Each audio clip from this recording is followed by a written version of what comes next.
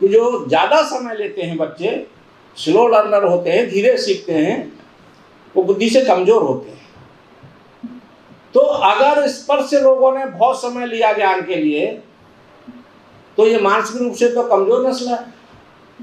और जिन्होंने 10 साल में 1,00,000 साल 1000 साल वाले का मुकाबला कर लिया, तो इसका मतलब ये मानसिक रूप से बहुत समर्थ जातियां हैं या नस्लें हैं। और इनको मौका मिलेगा तो देश की ज्ञान व्यवस्था का तो मैं तो ये चमत्कार करेंगे, पता नहीं क्या क्या बनाएंगे।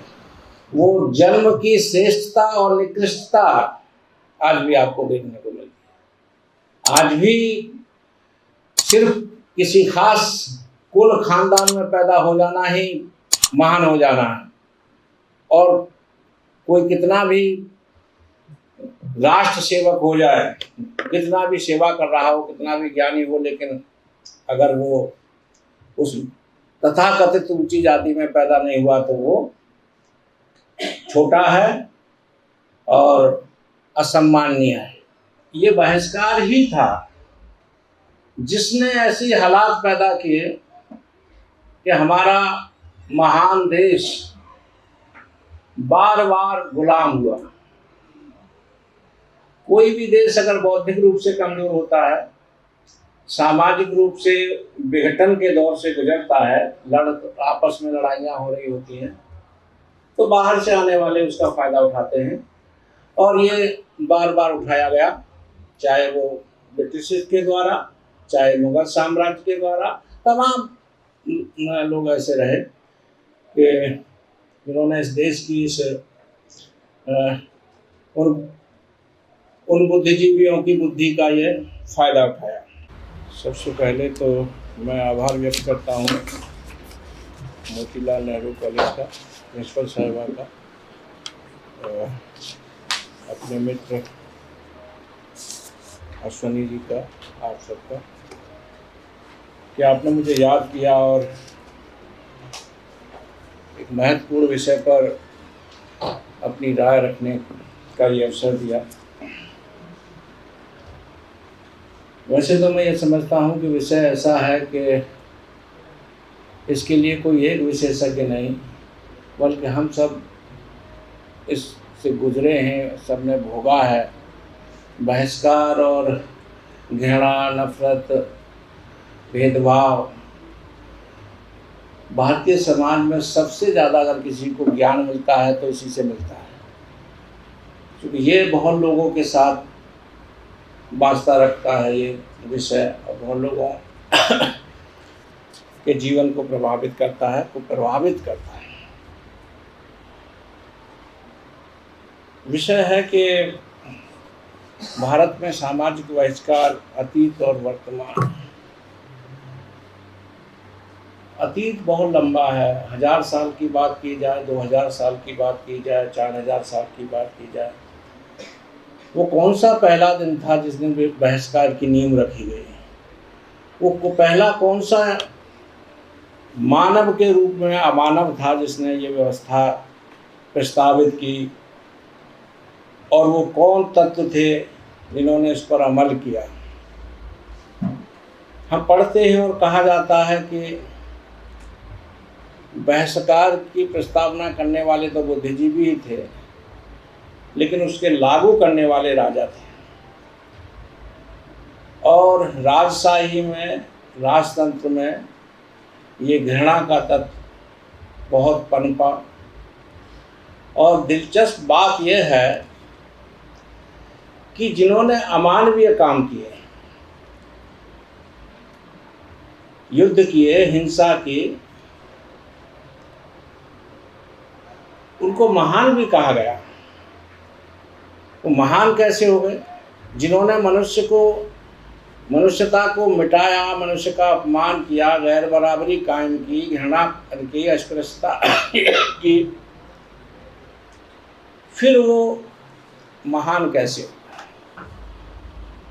तो तुरंत हम ये बात समझ जाएंगे कि जैसा मैंने कहा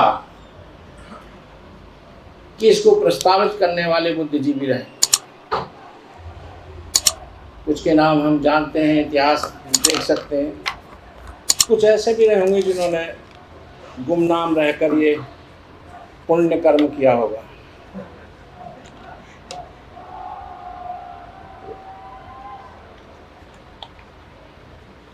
ऐसे नकारात्मक कायदे कानून समाज में लागू हुए और परिणाम आप इतिहास में देख सकते हैं। हमारे राष्ट्र की कितनी क्षति हुई, मनुष्यता की कितनी क्षति हुई, हमारी ज्ञान व्यवस्था की कितनी क्षति हुई, इस पर अगर रिसर्च करेंगे अंदाज़ा लगाना बहुत मुश्किल है।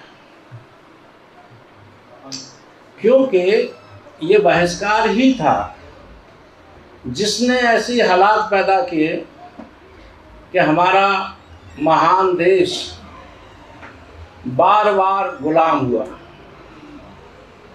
कोई भी देश अगर बौद्धिक रूप से कमज़ोर होता है, सामाजिक रूप से विघटन के दौर से गुजरता है, आपस में लड़ाइयाँ हो रही होती हैं, तो बाहर से आने वाले उसका फ़ायदा उठाते हैं। और ये बार बार उठाया गया, चाहे वो ब्रिटिश के द्वारा, चाहे मुगल साम्राज्य के द्वारा। तमाम लोग ऐसे रहे कि जिन्होंने इस देश की उन बुद्धिजीवियों की बुद्धि का ये फ़ायदा उठाया। क्रूरता और बहिष्कार के ऐसे किस्से और ऐसे नमूने हैं जो आज हजारों साल बाद भी हमारे रोए खड़े करते हैं। कैसे आप ये कल्पना कर सकते, आप पेशवाई राज्य कोई देखें, कैसे आप कल्पना कर सकते हैं कि मनुष्य की परछाई न पड़े, ऐसा वो रास्ते पर चले तो ऐसे समय में निकले कि उसकी परछाई नहीं पड़े, यानी जब धूप सिर पर हो तभी निकल सकते थे। पैरों के चिन्ह न पड़ जाएं, ये पराकाष्ठा स्पृश्यता की। क्या पैर का चिन्ह देखकर या उसके पड़ने से भी रास्ता अछूत हो गया है क्या? लेकिन पैर के चिन्ह न पड़ जाए तो झाड़ू बांध दो। आपने थूकना है तो गले में मटकी बांध दो। और ये कोई बाहर नहीं, हमारे इस महान देश में घटित हुआ और उसकी कीमत हमारे देश को चुकानी पड़ी, गुलाम होकर, लंबे समय तक गुलाम रहकर।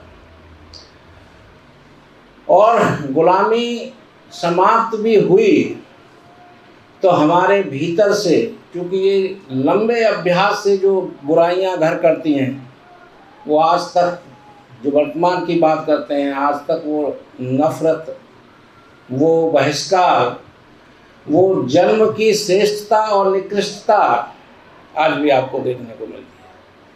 आज भी सिर्फ किसी खास कुल खानदान में पैदा हो जाना ही महान हो जाना है। और कोई कितना भी राष्ट्र सेवक हो जाए, कितना भी सेवा कर रहा हो, कितना भी ज्ञानी हो, लेकिन अगर वो उस तथाकथित ऊंची जाति में पैदा नहीं हुआ तो वो छोटा है और असम्माननीय है। बेशक हमारे संविधान ने हमारे पूर्वजों की लड़ाई के परिणाम स्वरूप बाबा साहब हों, ज्योतिबा फुले हों, सावित्रीबाई हों, या फिर ज्योतिबा फुले हों, और चाहे इधर अच्युतानंद हों, मंगूराम हों पंजाब में, ये तो ऐसे नाम हैं जो चमकते हैं। लेकिन इनके साथ हजारों लोग थे जो इस काम के लिए लड़े। और नेताओं के अलावा वो दूसरे भी मोर्चे थे, जैसे साहित्य का मोर्चा था, जिस कवि कविताएं लिख रहे थे, लोकगीत लिख रहे थे, और विचारकों का मोर्चा था। इस तरह से कई मोर्चों पर इन दास्तामूलक बुराइयों से निजात पाने का संघर्ष चला, वर्षों चला, समांतर भी चला। जैसे तुलसीदास जी आते हैं तो कबीरदास भी आते हैं, रैदास आते हैं इधर, और बाबा साहब आते हैं, गांधी जी आते हैं, तो गांधी के युग में बाबा साहब आते हैं। अंतर ये आता है कि नया जो युग आया जिसमें हम आज़ाद हुए, डेमोक्रेसी आई, और ऐसा युग आया कि हम एक द्वीप की में, यानी भारत एक ऐसा द्वीप बन के नहीं रह सकता था कि जिसमें तमाम बुराइयां भरी हों, गुलाम लोग रहते हों, और फिर अपने देश के अंदर लोग एक भेदभाव करते हों, और इसके बाहर के तमाम देश कहीं समाजवाद आ रहा हो, कहीं रशियन क्रांति हो रही हो, कहीं फ्रेंच क्रांति हो गई हो, और उधर आधुनिकता आ गई हो और इधर कुछ ना, ऐसा संभव नहीं। तो आप इसमें देखेंगे कि ये जो बाबा साहब का युग है,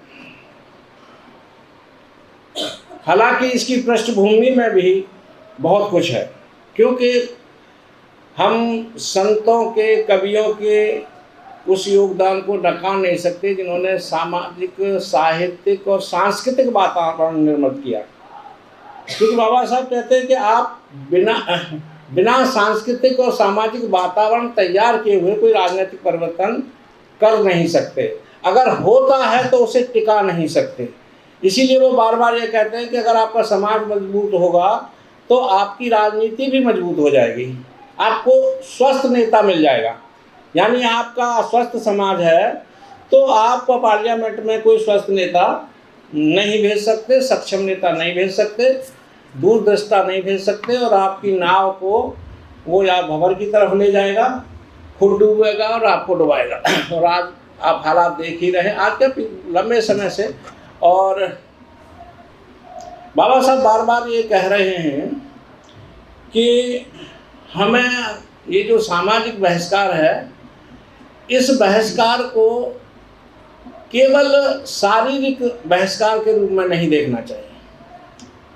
ये तो कानून के वजह से भी खत्म हो सकता है। जैसे अनटचेबिलिटी एक्ट बन गया, 17 धारा आ गई, तो आज हर आदमी जानता है कि भाई हम किसी को फिजिकली अनटचेबिलिटी प्रैक्टिस करेंगे तो जेल जाएंगे। लेकिन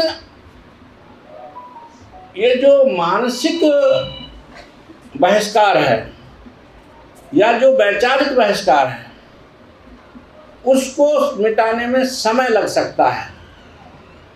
एक और बड़ी महत्वपूर्ण बात है कि वो ये बात कहते हैं कि जब तक बहिष्कार करने वाला व्यक्ति ये महसूस न करे कि मैं गलत कर रहा हूँ या मुझे ही ये समाप्त करना है कि मैं अमानवीय, तब तक आप ज़्यादा सफल नहीं हो सकते। इसलिए वो कहते हैं कोशिश ये सिर्फ ये नहीं होनी है कि आप अनटचेबिलिटी को जगा दीजिए।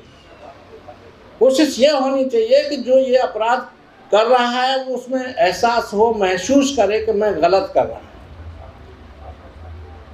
अब देखिए कि आज़ादी की लड़ाई में तिलक का बहुत बड़ा योगदान हम लोग मानते हैं, और वो स्वराज मेरा जन्म सिद्ध अधिकार, उनका नारा सब लोगों के जहन में है।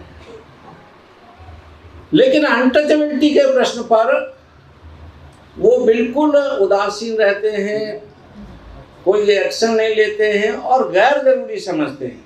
वो कहते हैं कि आज़ादी मिल जाएगी, तय कर लेंगे कि छुआछूत समाप्त की जाए या नहीं की जाए। लेकिन आप देखिए कि उन्हीं के सुपुत्र श्रीधर बलवंत तिलक जो हैं वो अपने पिता से विद्रोह करते हैं। वो कहते हैं कि हम अगर ये क्या हुआ कि अगर देश आज़ाद भी हो गया और लोग अस्पृश्य बनाए रहे, गांव से बाहर बसाए जाते रहे, लोग शिक्षा से वंचित किए जाते रहे, तो फिर उनके लिए आज़ादी का क्या मतलब है? अगर सब नागरिक हैं तो सबको आज़ादी मिलनी चाहिए ना। और सिद्धांततः हम बार बार ये कह भी रहे हैं कि सब पूरा भारत आज़ाद होगा, तो हम इसकी व्यावहारिक व्यवस्था क्यों नहीं करते कि सभी तक स्वराज पहुंच जाए। तो नतीजा क्या हुआ कि उन्होंने अपने केसरी अखबार में से उनको निकाल दिया। तिलक केसरी अखबार निकालते थे, आप सब लोग जानते हैं, केसरी अखबार के मालिक थे, संपादक भी थे। लेकिन जब बेटे ने कहा कि अंबेडकर का पक्ष सही है,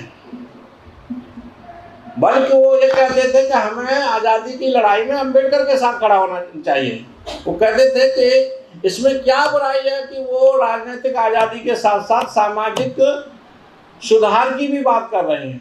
वो कहीं ये तो नहीं कह रहे कि भारत आज़ाद ना हो, वो ये कह रहे हैं कि आज़ादी ऐसी हो जिसमें अस्पृश्यता ना हो, सबको आज़ादी मिले। ये बात उन्होंने 1920 के अपने मूकनाय के संपादकियों में बार बार लिखी। एक संपादकी का तो शीर्षक ही यह था कि स्वराज ऐसा हो जिसमें हमारा भी राज हो, उसका शीर्षक ही यह था। और सामाजिक बहिष्कार के बारे में ये कहते हैं कि इसके परिणामों को देखो, इससे देश इतना पीछे जा रहा है। क्योंकि वो बार बार कह रहे थे कि हम अगर गांधी जी के साथ जो बहसें थी, गांधी जी कह रहे थे कि भाई मैं जाति व्यवस्था का तो विरोध करता हूँ, लेकिन वर्ण व्यवस्था बड़ी पवित्र व्यवस्था है, उसका नहीं करता। तो कहते हैं बड़ी मज़ेदार बात है कि जो जननी है उसको तो पालते रहो और उसके बच्चों को मारते रहो, ये क्या बात है। तो जब आप वर्ण व्यवस्था ही तो जाति व्यवस्था की है, तो उसको अगर आप नष्ट नहीं करेंगे या उससे असहमत नहीं होंगे तो आपका जाति व्यवस्था से असहमत होने का कोई मतलब ही नहीं। लेकिन एक बात तो आप देखेंगे कि गांधी पर डॉक्टर अंबेडकर का बहुत दबाव था, मानसिक दबाव था। वो बराबर उन्हें मजबूर होकर अंबेडकर के विचार को देखना और पढ़ना पड़ रहा था। और आखिर में गांधी जी को ये कहना पड़ा कि मैं अब केवल वही शादी अटेंड करूंगा जो अंतर जातीय होगी। मैं ऐसे किसी जोड़े को आशीर्वाद नहीं दूंगा जो सेम कास्ट होंगे। मैं केवल उसी को आशीर्वाद दूंगा जो लड़की दूसरी जाति की होगी और लड़का दूसरी जाति का होगा। तो ये अंबेडकर का ही प्रभाव था जो वो आखिर में माने। दूसरा आप ये देखेंगे कि उन्होंने ये भी महसूस कराया कि डॉक्टर अंबेडकर जो नए भारत की रूपरेखा प्रस्तुत करते हैं अपने लेखों में, अपने भाषणों में, वो नया भारत बिना पारस्परिक सहयोग के बन नहीं सकता। इसलिए वो कहते हैं कि देखो, जब अंबेडकर ने कहा कि भाई हमारे यहाँ परस्पर संवेदना कैसे कम हुई, ये बहिष्कार कैसे हुआ, नतीजा क्या हुआ। उन्होंने मूकनाय के पहले ही संपादकी में ये बात कही कि हम एक ऐसे समाज में रहते हैं, भारतीय समाज एक बहुमंजिली इमारत की तरह है, और विडंबना यह है कि इस हर तल का व्यक्ति अपने ही तल में पैदा होता है और अपने ही तल में मर जाता है। वो दूसरे तल वाले के न तो दुख में शामिल है न सुख में शामिल है, वो उससे परिचित ही नहीं होता। फिर आप कैसे कल्पना करेंगे कि हम एक सामूहिकता की भावना से राष्ट्र का विकास करेंगे जब हम परस्पर एक दूसरे से अवगत तक नहीं है, दुख सुख में शामिल नहीं है। इसीलिए वो बराबर ये कहते थे कि जो जैसे अलग स्कूल खोलने की बात थी, उन्होंने कहा बिल्कुल नहीं। अलग मंदिर बनाने की बात थी, उन्होंने कहा बिल्कुल नहीं। लड़के लड़कियों को अलग अलग पढ़ाओ, अलग इनसे मिलने बंदो, उन्होंने कहा बिल्कुल गलत बात है। और इस सबके पीछे वो ये कह रहे थे कि साथ रहेंगे तो एक दूसरे को समझेंगे, कितने भी लड़ते रहे, देर सवेर गुण अवगुण के साथ जो संघर्ष होगा तो अंततः हम जो मनुष्य का श्रेष्ठत्व है, श्रेष्ठता है, उसमें वो जीतेगी और उसको सामने वाला स्वीकार करेगा। तो इसलिए लड़ाई ये नहीं है कि भाई और न कोई बदले का प्रश्न है कि किसी जाति विशेष ने लंबे समय तक ऐसा किया। सवाल यह है कि हम अपने राष्ट्र का सामूहिक विकास अगर चाहते हैं, हम अगर समाज में जो जो जो जो चेतना हमारे संविधान से स्थापित हुई उसको अगर समाज में लागू करना चाहते हैं, हमारा संविधान लोकतांत्रिक है और हमारा समाज जो है सामंती है, तो इस विरोधाभास को खत्म करना चाहते हैं तो आवश्यकता इस बात की है कि हम उन मूल्यों पर अमल करें। इसीलिए बार बार हम कहते हैं कि भाई देखिए, समाज तो डेमोक्रेटिक नहीं है, संविधान में कानून होगा, भाईचारा संविधान में होगा। तो संविधान में भाईचारा इसलिए नहीं लिख दिया गया था कि उन्हें ये शब्द अच्छे लग रहे थे। स्वप्न तो ये था ना कि इनको उतार के समाज में लाया जाएगा ताकि समाज बदले और हमारा राष्ट्र उन्नत हो। लेकिन हो यह गया कि भाई ये अच्छी बातें कानून की किताब में बंद रहने के लिए है और हमारी प्रैक्टिस के लिए जो हमारा ट्रेडिशनल ढल रहा है, राजशाही का, सामंतशाही का, गैर बराबरी का, जिसमें न स्त्री बराबर है न दलित बराबर है और केवल जन्म के आधार पर बराबर नहीं है, ये और अवैज्ञानिक और अतार्किक बात है कि गैर बराबरी अगर हो तो कम से कम इस बात पर तो है हो कि भाई ठीक है, इसमें अवगुण है या ये निष्क्रिय व्यक्ति है, इसका समाज के लिए कोई कंट्रीब्यूशन नहीं है, तो इसको हम छोटा दर्जा दे सकते हैं। या ये बौद्धिक रूप से विफल है, अब आप उसको मोर्चे पर ही नहीं आने देंगे। मैं एक बार एक संपादक का मैंने इंटरव्यू लिया था अपनी किताब के लिए जब मैं थी, तो मेरी इस बात पर बहस हो गई। उन्होंने ये कहा कि भाई देखो, ऐसा है कि जो जिनको आप सबड़ स्पर्श जातियाँ या ब्राह्मण जातियाँ या उनके संतप्त जातियाँ कह रहे हो, तो वो जो है चूँकि हजारों साल से वो शिक्षा में, हजारों साल से वो साहित्य में है, इसलिए जो है वो तो वो जो है वो काबिल है।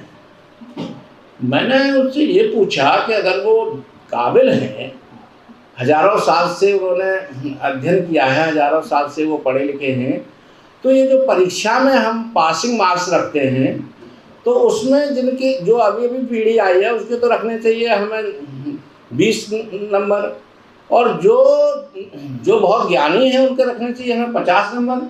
ये बराबर रखने की क्या जरूरत है? पासिंग मार्क्स में तो सभी बराबर रखे जाते हैं।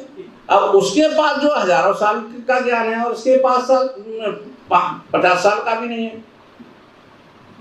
और इस लिहाज से तो सर ये नस्ल जो है बड़ी मंदबुद्धि साबित हुई, और इसलिए मंदबुद्धि साबित हुई कि मनोविज्ञान का सिद्धांत है कि जो स्लो लर्नर होते हैं वो अधिक समय लेते हैं। बच्चों को भी पढ़ा, अगर आप B.Ed और M.Ed करने आप किताबें पढ़ी हो तो उसमें भी ये बात पढ़ाई जाती है कि जो ज़्यादा समय लेते हैं बच्चे, स्लो लर्नर होते हैं, धीरे सीखते हैं, वो बुद्धि से कमज़ोर होते हैं। तो अगर स्पर्श से लोगों ने बहुत समय लिया ज्ञान के लिए तो ये मानसिक रूप से तो कमज़ोर नस्ल है। और जिन्होंने 10 साल में 1,00,000 साल 1,000 साल वाले का मुकाबला कर लिया, तो इसका मतलब ये मानसिक रूप से बहुत समर्थ जातियां हैं या नस्लें हैं, और इनको मौका मिलेगा तो देश की ज्ञान व्यवस्था का तो मैं तो ये चमत्कार करेंगे, पता नहीं क्या क्या बनाएंगे। तो लेकिन हमने ये देखा कि वातावरण ये बनाया गया, ये भी एक बहिष्कार का एक नमूना है कि भाई जैसे चाहे हम जितनी आत्मकथाएं पढ़ लें, बाबा साहब से चाहे बाबा साहब से ही शुरू कर दें, हम बचपन का स्कूल का हाल, स्कूल से बाहर रखे जाते थे बच्चे। अरे अंदर बैठना तो मुश्किल था, आप देख नहीं सकते कि अध्यापक महोदय क्या लिख रहे हैं श्याम पट पर, ब्लैक बोर्ड पर जो है वो क्या लिख रहे हैं क्या। और फिर उसके बाद कंपटीशनता के पास तो तभी होगे ना जब उनके बराबर नंबर लागू। पासिंग मार्क्स तो सबको तय है ना। और उस हालात में जो है ये बहिष्कृत बच्चे पढ़ कर आए। नतीजा इस दृष्टि से तो हम कह सकते हैं कि इसके बावजूद भी कई प्रतिभाएं, बड़ी बड़ी बाबा साहब इंक्लूडिंग बाबा साहब, बहुत सारी प्रतिभाएं इस देश में पैदा हुई, लेकिन ऐसे बच्चे जो इन कठिनाइयों का सामना नहीं कर पाते हैं, भाग खड़े होते हैं हताशा जिन्हें हो जाती है उनकी संख्या भी लाखों करोड़ों में होती है। इसलिए हम ये कह के अधिक आश्वस्त नहीं हो सकते या अपनी पीठ नहीं थपथपा सकते कि भाई बौद्धिक बहिष्कार, सामाजिक बहिष्कार और इसके बावजूद अंबेडकर पैदा हो जाते हैं। तो हमें संतोष कर लेना चाहिए कि हम इन हालातों में भी हमारी प्रतिभाएं और हमारी परंपराएं विकसित होती रहती हैं और हम इन दबावों से बाहर आ जाते हैं। ये सच है कि हजारों गुना संघर्ष करना पड़ता है, अधिक सोचना लड़ना पड़ता है, लेकिन जैसा मैंने कहा कि जो सामान्य बच्चे हैं, एवरेज स्टूडेंट हैं, उनमें भी तो अम्बेडकर कर सकते थे। तो सवाल ये है कि बहिष्कार से हमारे देश ने हासिल क्या किया। हम मानते हैं कि खोया ही खोया। केवल यही नहीं कि ये बहिष्कृत तो जातियों ने ही खोया, एक राष्ट्र बनता है तमाम जातियों और तमाम धर्मों के लोगों के उत्थान से, उनके सशक्तिकरण से। तो आप किसी एक हिस्से को असक्त करते हैं। मुझे समय बता देना, शायद मैंने बहुत ज़्यादा हो गया ना, 5 मिनट।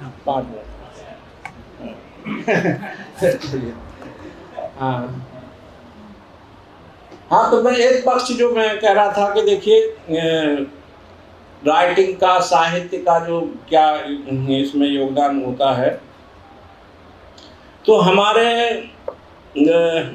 चाहे वो कबीर हों, रैदास हों, बाबा साहब अम्बेडकर हों, फिर हम उस क्रम में चले आए आज के, फिर चाहे हमारे मराठी के लेखक हों, हिंदी के लेखक हों, ठीक है, किसी ने 1000 लोगों को प्रभावित किया, किसने 10,000 को प्रभावित किया, किसने 100 को प्रभावित किया, लेकिन जब स्थितियों को हमने कलमबद्ध कर दिया, जब दर्ज कर ली गई स्थितियां और उनको जब दर्पण की तरह लोगों के सामने रखा गया, तो बदलाव आया।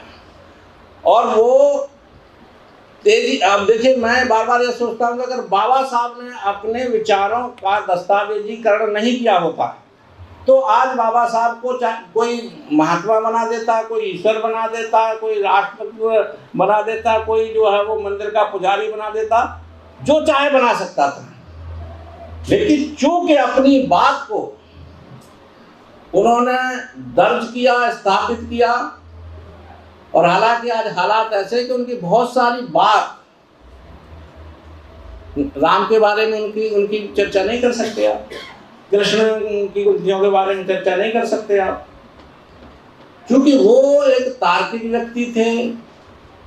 बिल्कुल वो कहते थे साइंटिफिक टेम्परामेंट राइटर में होना ही चाहिए, यानी वैज्ञानिक दृष्टिकोण के वो जबरदस्त समर्थक थे और खुद अपनी जिंदगी में वो इस दृष्टि को अपनाते थे। तो कहने का मतलब यह है कि जो रचनाशीलता है, उस रचनाशीलता का योगदान यह है कि हम कम से कम किसी भी हालात में किताब उठा के देख सकते हैं। अब हम जब रैदास की बात में कर रहा था, नंदलाल की बात कर रहा था, चोखा मेला की बात कर रहा था, तो इन्होंने एक पृष्ठभूमि बना दी थी। ये सब अस्पृश्यता के खिलाफ ही काम कर रहे थे, और इसीलिए बाबा साहब ने अपनी जो अनटचेबल पुस्तक है, जो 1948 में यहीं से प्रकाशित हुई दिल्ली से, और पृथ्वीराज रोड पर बाबा साहब रहते थे, वो उन्होंने समर्पित इन 3 संतों को की, नंदनाथ, चोखा मेला और रैदास। हालांकि उन्होंने जब ये सोचने लगे कि ये चीज, इस सिस्टम को बदलने के लिए कानून की आवश्यकता होगी, तो वो ये भी, उनका एक बयान ये भी आया कि भाई हमारे संत भी इस ये जो वर्ण व्यवस्था है, वर्ण व्यवस्था रूपी वृक्ष की टहनियाँ साफ झाड़ रहे हैं।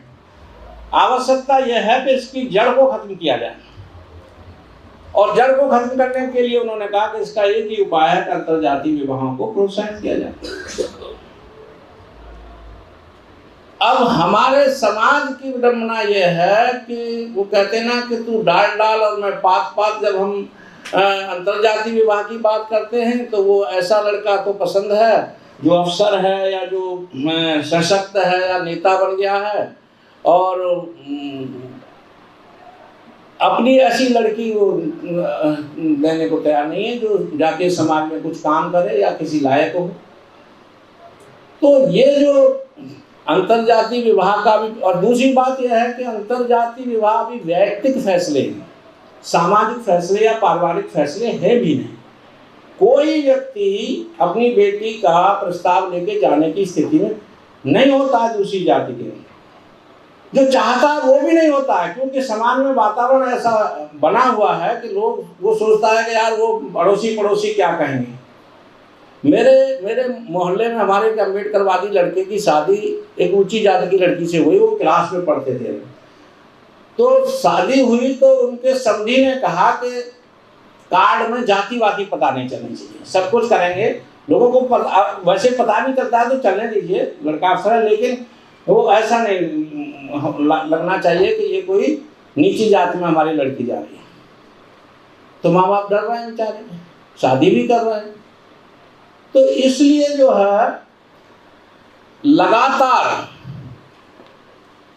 ये जो अम्बेडकरी विचार है इसको लगातार फैलाने की जरूरत है, और ये विचार समता का विचार, स्वतंत्रता का विचार है।